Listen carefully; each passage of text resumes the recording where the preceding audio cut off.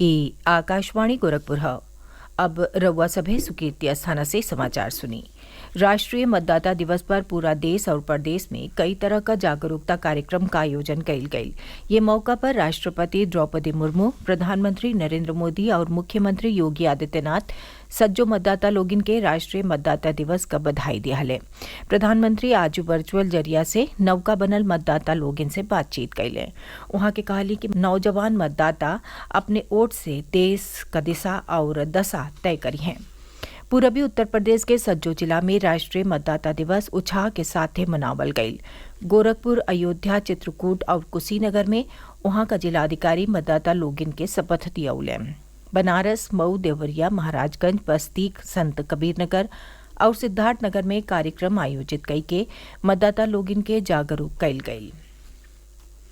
राष्ट्रपति द्रौपदी मुर्मू 75वां गणतंत्र दिवस के पूर्व संध्या पर आज राष्ट्र के संबोधित करी हैं। इस संबोधन हिंदी और अंग्रेजी में आकाशवाणी के सज्जो राष्ट्रीय नेटवर्क और दूरदर्शन पर संध्या 7 बजे से प्रसारित कल जाई। आकाशवाणी से क्षेत्रीय भाषा संस्करण का प्रसारण क्षेत्रीय नेटवर्क पर राति 9:30 बजे से कल जाई। अयोध्या आवे वाले यात्रियन के सुविधा बदे उत्तर प्रदेश परिवहन निगम कई गो जिला से 1000 से बेसी बस चला रहा है। निगम का प्राथमिकता श्रद्धालुओं के अयोध्या से वापस उनके घरे भेजले का है। ये संबंध में प्रदेश का परिवहन मंत्री दयाशंकर सिंह आकाशवाणी समाचार के बतौले।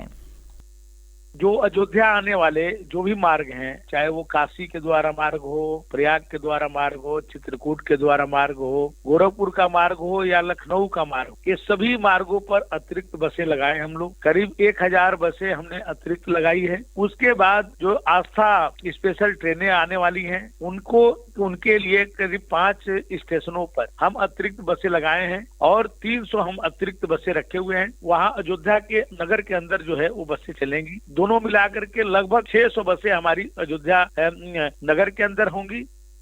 श्री राम लला का दर्शन खातिर अयोध्या आवे वाले श्रद्धालुओं बदे रेलवे पुरहर तैयारी कैले हवे। कई गो स्पेशल ट्रेन के साथे आवरियो टिकट काउंटर आवरियो जरूरी सुविधा का इंतजाम कैल गयल हौ। ये संबंध में आकाशवाणी समाचार से बतियावत पूर्वोत्तर रेलवे लखनऊ मंडल का DRM SM शर्मा बतौले। यहाँ पे हमारे कार्य चल रहे थे डबलिंग और इलेक्ट्रिफिकेशन के, और कुछ गाड़ियों को डाइवर्ट किया गया था। ये गाड़ियां कल से नॉर्मल हो गई हैं और फुल कॉम्प्लीमेंट में तो करीब 20 गाड़ियां अप और 20 डाउन ये चल पड़ी हैं, जिससे सारे यात्री जो हैं बड़े आराम से अयोध्या कैंट दोनों स्टेशनों से जा सकते हैं और अपने अपने गंतव्य स्थान पे पहुंच सकते हैं और यूज भी हो रहा है बहुत ज्यादा। इसके अलावा हम लोग हर 2 घंटे में जो भी टिकट सेल्स हैं, चाहे वो अनरिजर्व्ड हो रिजर्व्ड हो, उसको मॉनिटर कर रहे हैं। और अगर हमें दिखता है कि किसी डायरेक्शन में ज्यादा टिकट सेल्स हैं और ज्यादा यात्री इंतजार कर रहे हैं तो हम स्पेशल ट्रेन भी चला रहे हैं। आज हमने 2-3 स्पेशल ट्रेन प्लान की हैं बिकॉज हमें पता लगा है कि कुछ नेपाल दरभंगा साइड के लोग ज्यादा टिकट ले रहे हैं, सो हमने ऑलरेडी अभी प्लान करके रखी हैं। ऑलरेडी टिकट काउंटर बढ़ा लिए हैं, यहाँ पे अयोध्या स्टेशन पे भी बढ़ा लिए हैं। हमने दोनों तरफ होल्डिंग एरिया भी बनाए हैं कि यदि ज्यादा श्रद्धालु आ जाते हैं वो वहां पे आराम से रुकें जब तक उनकी गाड़ी नहीं आ रही है, और फिर मेन बिल्डिंग के थ्रू एंटर करें और स्टेशन पे आए। वहां भी हम टिकट काउंटर हमने खोले हैं।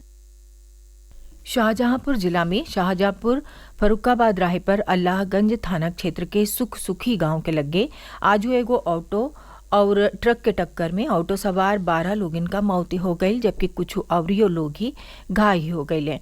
मरे वालन में 3 गो महिला, एगो लड़का और 8 पुरुष शामिल हवे। ई सज्जो लोग ही घटिया घाट गंगा स्नान खातिर जात रहले। हादसा का जानकारी होते ही पुलिस और प्रशासन का अधिकारी मौका पर पहुंच गए।